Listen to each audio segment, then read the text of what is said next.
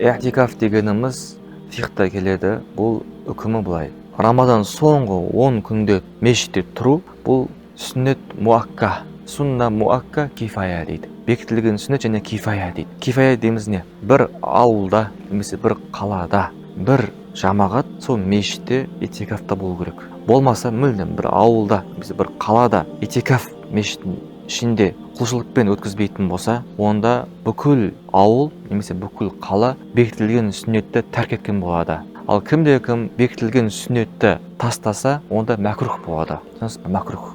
Мәкрух деген күнә жазылады. Сол үшін бір ауылда немесе бір қалада бір жамағат сол мешітте i'тикаф етеді. i'тикаф тұратын болса, басқалардың мойнынан сүннет муакканы түсіреді. Енді i'тикаф деген мағынасы, тілдік мағынасы тұру деген мағынасы. Ал шариғи терминдік мағынасы Рамазанның соңғы 10 күнде мешітте түнеу, мешітте құлшылық қылу. Түсінесіз ба? Мешітте құлшылық қылу. Яғни мешітте болады 10 күн бойы, мешітте түнейді, мешітте өзінің сәресін ішеді, ауыз бекітеді. Тек қана әжетханаға, өзінің зәрулік жағдай бар ғой, мысалы, әжетханаға шығады, жуынуға болады. Түсінесіз ба? Яғни зәрусіз мешіттен шықпайды. Зәру дегеніміз сол. Әжетханаға барып дәрет алуға болады. Жүніп болып қалса, ғұсыл алуға болады. Киімін нәжіс болып қалса, киімін жууға болады.